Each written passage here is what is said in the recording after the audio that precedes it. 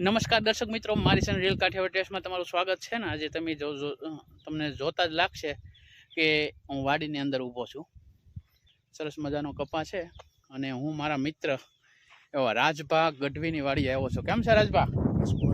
જય માતાજી. જય માતાજી. હું હાલે ગયો આજ અમારે રાજભાની વાડીમાં અમે આવ્યા છીએ હડુમતિયા કાળુ બાપુને. તો સરસ મજાનો કે રાજભા જ અમને પ્રોગ્રામ ખવડાવવાના છે. આજ હું રાજભા રાખ્યો છે તમે? આજે આપણે ગોપાલભાઈ એવો વિચાર છે કે ગોપાલભાઈ સરસ મજાની એક ડુંગળી બનાવે. બહુ સરસ, એના હાથમાં તો એક સ્વાદુ છે. એટલે બધાનો ભાઈબંધોનો બધાનો ભાવ છે કે એક ડુંગળી ખાવી છે. એટલે આપણે ગોપાલભાઈને આ સાઈન અહીંયા બોલાવ્યા છે, આપણી વાડીએ છે. આજના કુદરતી સૌંદર્યમાં આપણે કીધું એક મસ્તની ગોપાલભાઈ આજ રેસીપી બનાવે અને બધા ખાઈએ. રાજભા વાડીમાં પવન મસ્તીનો આવે છે. લ્યો ઠંડો એટલે તો કુદરતના કોળે આજે આનંદ કરવો છે. હવે આખી ડુંગળીનું શાક બનાવવા અત્યારે બધી તૈયારી કરી રહ્યા છીએ અને કઈ રીતે શાક બને અને એ રાજભાની વાડીમાં છીએ તો કઈ રીતે બને તે હું તમને આખી પરફેક્ટ રીત બતાવું છું. જો કે આપણે ડુંગળીના શાક અવારનવાર 2-3 વસ્તુ મેકી જ દીધેલું છે, પણ ફરી એકવાર અમારા રાજભાની વાડીની મોજ છે અને એક અનેરો આનંદ છે મિત્રો સાથે, તો અમે બનાવી રહ્યા છીએ. ચાલો તમને રેસીપી બતાવીએ. તો આપણે શુદ્ધ સિંગ તેલ નાખી દીધું છે ને મંગાળા ઉપર આજે આપણે શાક બની રહ્યું છે. 15 જણાનું શાક આપણે અહીંયા બની રહ્યું છે અને 750 ગ્રામ સિંગ તેલ નાખ્યું છે આપણે. બરોબર કરો છો? બાદિયા ખાંડી તો દેશી વિકલ્પ હો ભાઈ. આપણે પાસે મિક્સર કાંઈ ન હોય તેમ કઈ રીતે ખાંડી શકો? આ વાડીમાં આવું બધું શીખવા મળે, બાકી શીખવા ન મળે. હું કહું રાજબા તમારું? જો તમે અહીંયા અમારા પરા લાલો. હા, તો આપણે તમાલપત્ર લીધા, સૂકા મરચા લીધા, 3-4 લવિંગ લીધા છે, બાકી તજ છે, આખું જીરું છે. આપણે ખડા મસાલાનો વઘાર નાખી દઈએ.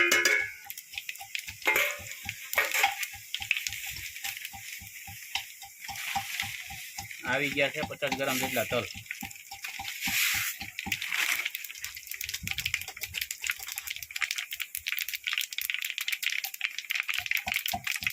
આપણો ખડો મસાલો જ્યારે આમ પૂરો સ્વાદ મેકી દે ત્યારબાદ આપણે ડુંગળી નાખશું અંદર. એ આપણે પાણીમાં પલાળી દીધી છે. લાવો પાણી કાઢી નાખ્યું. આવી ગઈ ડુંગળી. તો 1.5 કિલો ડુંગળી છે અને આપણે એકદમ મીડિયમ સાઈઝ લીધી છે.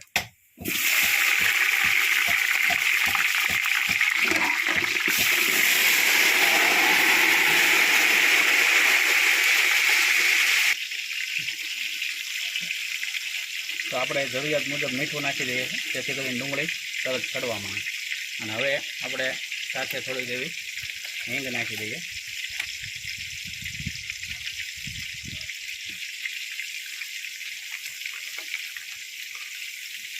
હવે મિક્સ કરી દઈએ.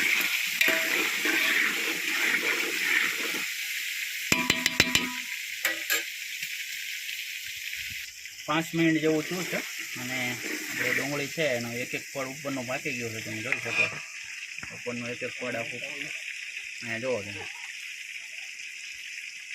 હજી 10 મિનિટ રહેશે એટલે આપણી ડુંગળી પાકી જાય. ત્યારબાદ આપણે ગ્રેવીનો વઘાર કરીએ.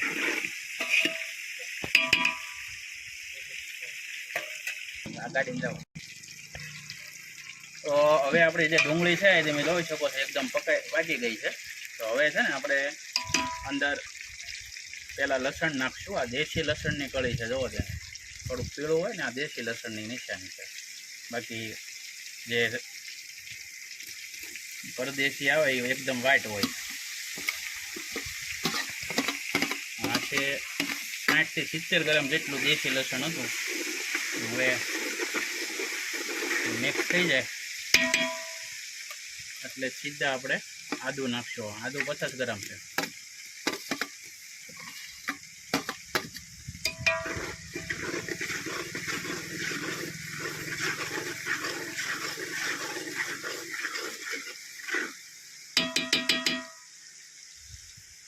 બે 5 મિનિટ થાય ને પછી આપણે મરચાં નાખશું કે લસણ ને આદું બે થોડું સતળાઈ જાય. હવે આપણે નાખી દેવી આ મરચાં. 200 ગ્રામ લીલા મરચાં છે, એમાં 50 ગ્રામ શેડિયા મરચાં છે.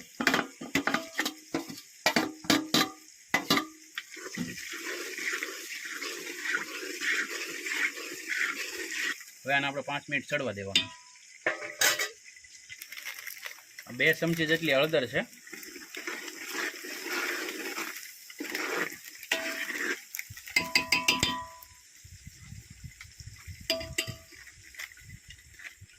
અને આ લાલ મરચું જે કશ્મીરી છે તે આપણે 40 ગ્રામ જેટલું નાખ્યું.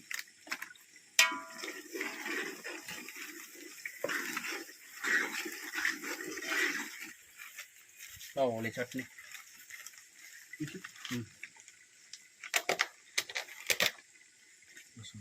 આ છે ગામડાની દેશી લસણવાળી કોરી ચટણી છે. હવે તે આપણે જનરલી તીખી હોય છે એટલે આપણે તે 25 ગ્રામ જેટલી નાખશું.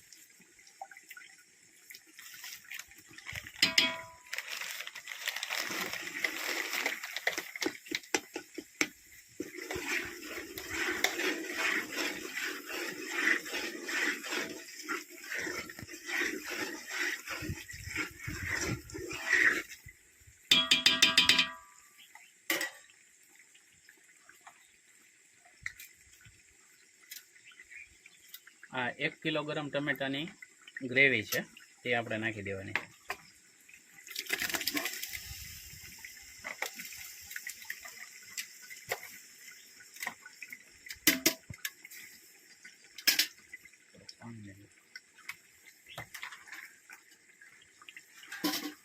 તેને આપણે મિક્સ કરી દેવાની છે.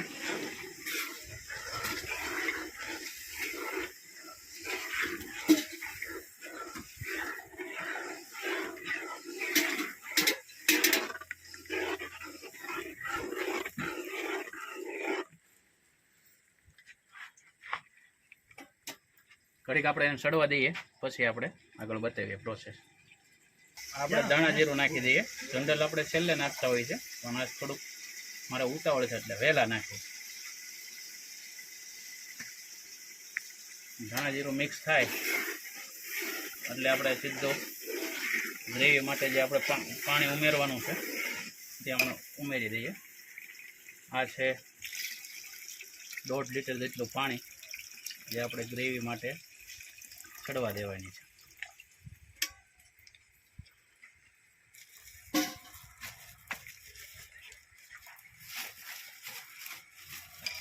આ ફાફડી ગાંઠિયા અને મોહનથાળનો ભૂકો છે તે પણ આપણે ઉમેરી દઈશું અંદર.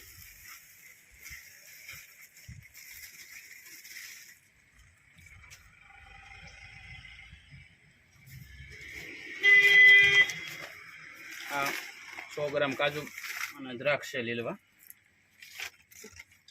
30 ગ્રામ જેટલો સિંગદાણાનો ભૂકો છે.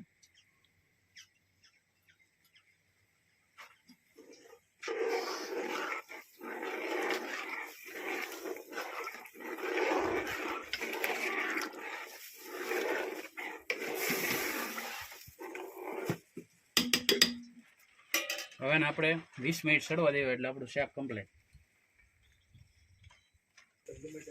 તો આવી ગઈ છે એકદમ દેશી કોથમરી. જોવો તમે.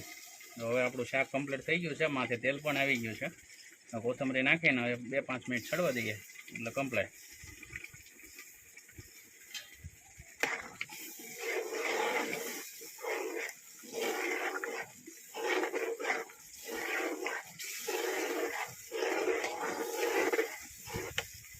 લો તમે એકદમ જોરદાર.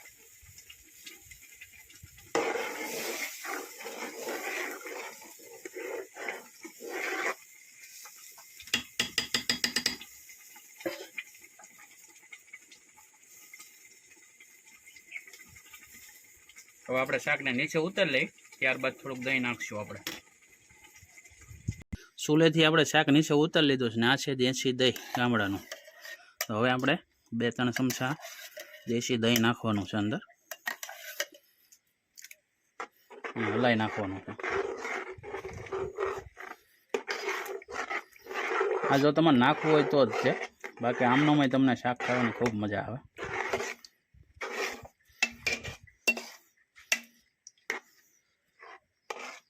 જો તમે શાક તમે જોઈ શકો છો.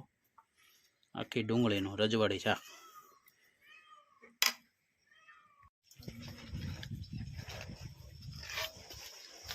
હવે કોનો કેમ છે તીખું છે કા રઘુભાઈ બરે પણ કાંઈ ઘટે નહીં કેવું શાક છે બહુ સારું હાલો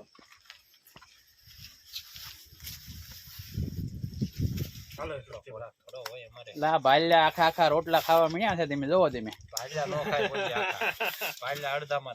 એમ થોડુંક હાલે ભાલનું પાણી ભલામણ પાછું ન પડે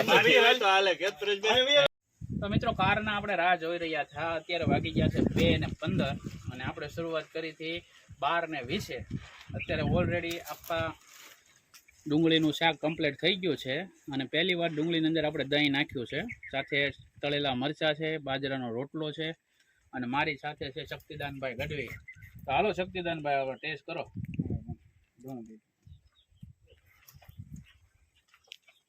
અરે પણ કાંઈ ઘટે નહીં કાગડા ભલામણ વાહ ભાઈ વાહ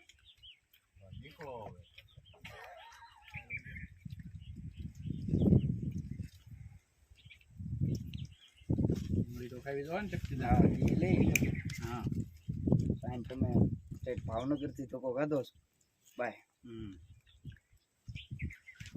આખી ડુંગળી વાહ વાહ વાહ ખૂબ સરસ હો ભાઈ તળેલું મરચું છાશ પણ છે પછી જમતા આનંદ લેવી ત્યારે અત્યારે મેં ટેસ્ટિંગ કર્યું તમને બતાવી દીધું શાક એકદમ જોરદાર છે થોડુંક દહીં નાખ્યું થોડીક કટાશ આવે છે અને અહીંયા પણ તમે જોઈ શકો છો અમારું બધું તૈયાર છે અહીંયા તીખારી છે બનાવી છે આપણું આખી ડુંગળીનું શાક બાજરાના રોટલા અને છાશ તો આ બધી મોજ અમે લેવી છે તમને કેવો વિડીયો લાગ્યો એ જરૂર મને જણાવજો અને ફરી